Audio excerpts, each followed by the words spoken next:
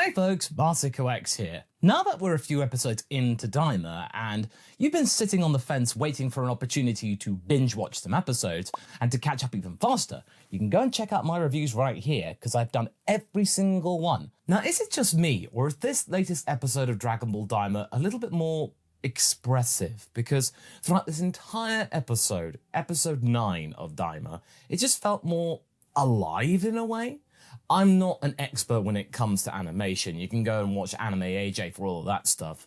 But I could even tell, me, the guy who barely knows anything about the fundamentals of animation and who does what, even I could tell that there was something about this episode which made Daima feel all the more dynamic in a way. Like, it was something that had a lot of due care and attention put toward it. There was just something about the movements, the expressions, Degesu, especially in his scene with Goma, because we saw the comedic side of Goma basically going, "How dare you, go get the Dragon Ball!" So it just feels, it feels a little bit more like a cartoon in a way, but in a good way, in the sense that you feel like the characters, what they are saying, is actually matching what the voice actors are expressing themselves. It just feels a bit more like there's something going for it. There's a little bit more personality, and just the overall atmosphere I thought was already quite good. It's now even better because the scene with Ariansu and Maba as they are making this new Majin Kuu, and don't worry, I will be talking about that later on because I do have opinions on it, but you know, I know from a basic scroll on social media that Majin Kuu's design is a little bit divisive. It's almost like a Cyberman mated with Golden Frieza, but again, I will get to that in a moment. But the point is, though, is that this episode was absolutely fantastic, despite the fact it was mostly an adventure episode with smatterings of cool action, even though it was relatively low stake. You know, it was just Goku and Vegeta against a bunch of thieves, but even somehow the animation director and the compositor and the overall storyboard person managed to make it interesting. I mean, all I can say is that Vegeta's scene where we actually found out what happened and why he actually caused their ship to get stolen as well. In a nightclub, they're getting food. There's the pink and blue lighting surrounded, the mood lighting, and then it just happens, the music in the background.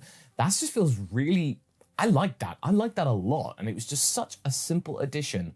Although I must admit the transitions from one scene to another, that was a little bit jarring. What happened with just a straight up cut? I think the only thing that made me go like, oh, I'm not really sure about that, but that could be an easy fix. It's not something that's, you know, fundamental to the episode itself. I'm just so glad that the theories that we had regarding Panzy and Bulma when they meet, they are pretty much identical, as in they have a situation where their skills are actually useful. And even though Shin didn't really do much in this episode, there wasn't really a need for him to do anything. He was just there as sort of the mediator, the voice of reason, as it were. But when it comes to Glorio doing his part, Panzy doing her part, having the tracker, which is exactly what Bulma would have done, it just means that that original foursome are useful. They play their part because they wouldn't have been able to get that Dragon Ball back if they weren't all working together and showing off their strengths, because Goku is the person who can actually get to them in time. Glorio can do the finisher. Panzy has the means to actually track the Dragon Ball. And then Shin is, you know, calming things down and acting like the rational one, trying to bring the mood to somewhat where they can actually think. So that's my best reasoning as to what Shin was doing in this episode. It may not seem much, but it means that this team actually works like a team, which is something that I really like. And I understand that this episode didn't seem as impactful as the last episode, but that last episode was really, really bombastic. We need to kind of bring it down a little bit.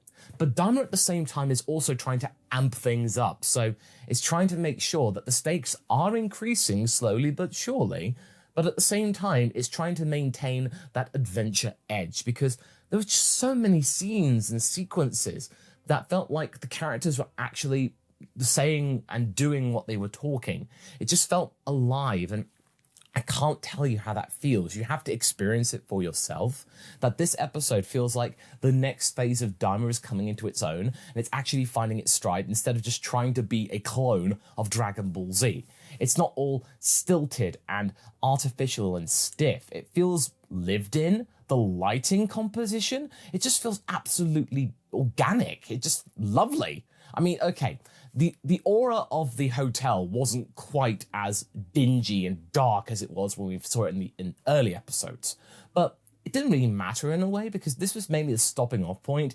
It wasn't a place we were going to be staying in for a while, and it just makes it, so that means it's slightly different. And I mean, I've just got to admit, all the characters were just so good. Hybis in particular, another type of Majin in that completely unbothered.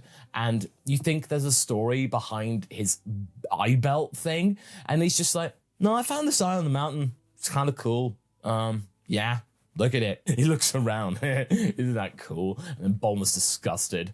And then just later on, goes off to eat some potato chips, comes back. It's like, oh, that fight was really boring. I only got to eat like 2 chips or something like that. I mean, Hybis is just so unbothered about everything. That's kind of why I like that character so much, because it's just like straightforward, straight talking, unbothered about anything, completely apathetic. But has a social life, active social life as well. So a very good Toriyama character. And I bet that many people were really happy to see Vegeta and Piccolo now in the demon world, and probably a little bit sore that they're not actually traveling with Goku and Vegeta. But now that they've got their ship back, they probably will be traveling together in the next episode. We'll see them catch up, because I thought they were going to have to go through a whole thing of finding a ship, starting again. But no, the thieves were right there. They didn't think to park the ship a little bit further away. Vegeta kicked their butts and did it in a little bit more of a ruthless way. Although I must admit, it was a shame that he didn't actually go a little bit further to really distinguish himself from Goku, because Vegeta probably would have actually ended them, or at least just knocked them out, or done a little bit more damage instead of just the basic action. But hey, I guess with modern standards and practices these days, this is just what you got to deal with. Oh yeah, another thing. Panzy is not somebody who's being bailed out constantly by her father. And she does say that it's stingy, but I like that in a way, because she's just not a walking sack of cash like Bulma was in the original Dragon Ball, because, she was the daughter of the boss who made Capsule Corp. So she had access to loads and loads and loads of money. Panzy kinda does, but she never really flaunts it. She says, yeah, well, I could, but, my dad's such a skinflint, I can't really trust him in terms of money, which is good. It just means that she has to be resourceful herself. So this is almost like Toriyama's trying to make a Bulma 2.0. The personality is pretty much the same as the original Dragon Ball Bulma, but this time she actually has to be thinking on her feet a little bit more. So, sure, she's still got like techie tools and stuff like that. She still acts like Bulma would, a princess, instead of just the daughter of the president of one of the biggest companies on Earth. But the point is that she actually has to think on her feet. She has to come up with her own inventions with less collateral and capital. And yes, sometimes they don't work, but at least she can come up with the idea. And she is good at coming up with ideas.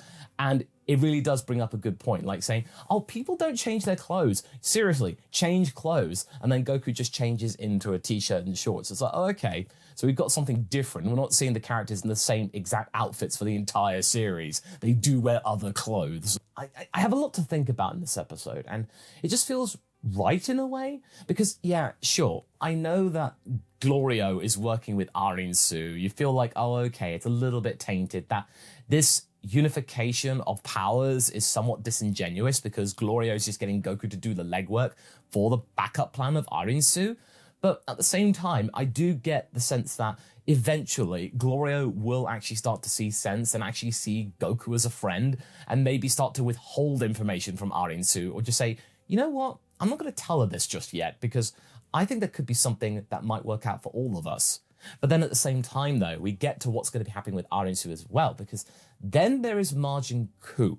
And yes, I know that a lot of people aren't that impressed when it comes to the overall design of Majin Kuu, but we just got to think back to the original Dragon Ball Z, and many people online have pointed this out, to be fair, is that if the original Majin Buu was announced today, what would people think of it?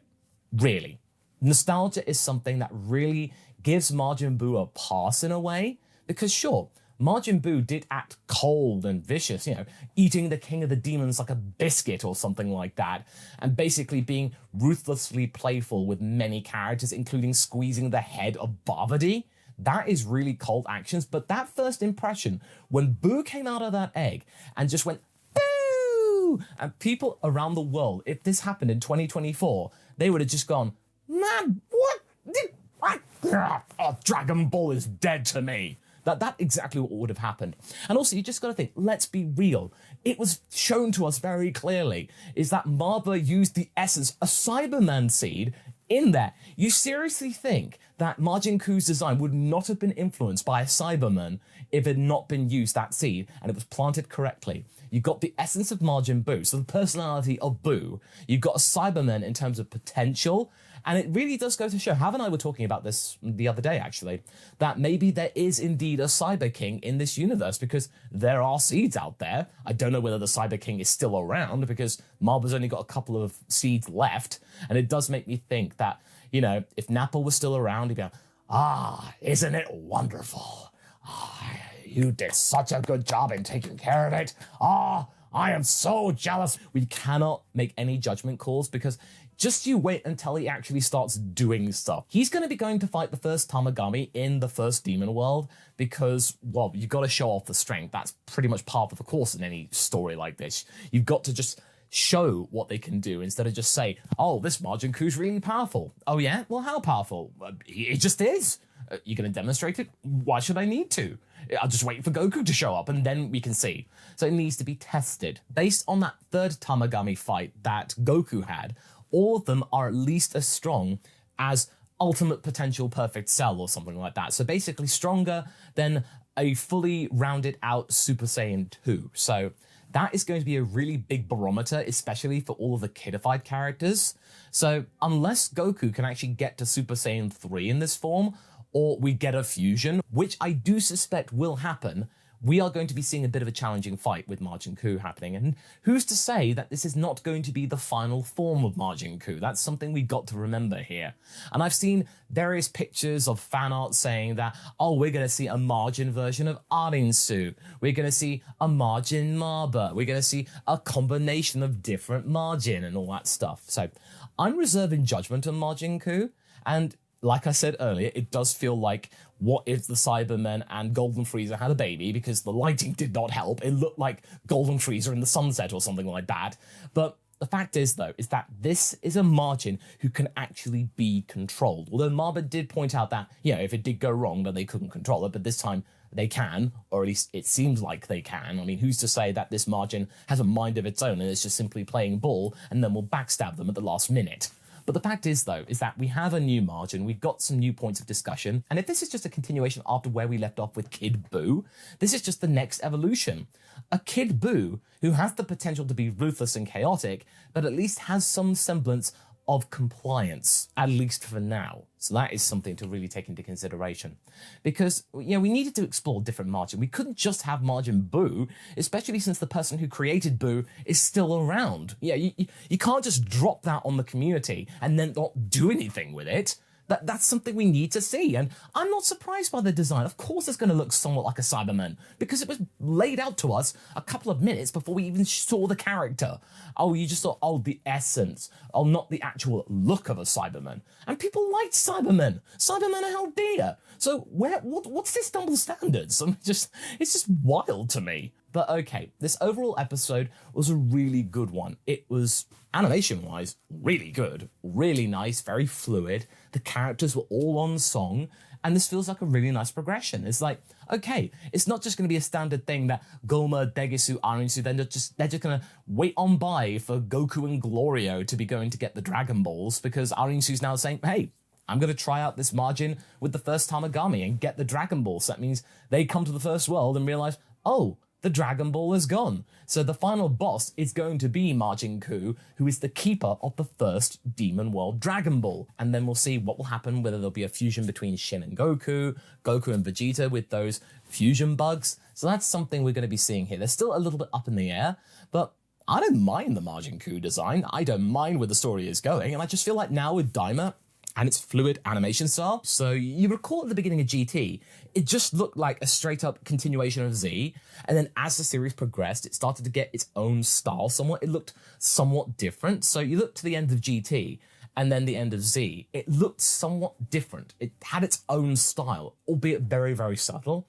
I'm starting to see this with Daima. It just feels a little bit more loose and a little bit more fluid. Like, the characters are allowed to move more. We're not in the Yamamuro days where everyone's built like this. I'm really enjoying this, and it's just little things. And sometimes it's the little things that make up a really good episode and a really good story. And you might be thinking, oh, I'm just trying to really pick into details to make it justifiable to watch. But come on. We've got Vegeta in here. We've got Piccolo in here. We've got everybody. They're in here. Vegeta's fighting. He's punching people. He'll probably start beef with Goku again to see who's the strongest in this form. We are going to be seeing more, absolutely. But we have to understand, this is a different kind of story.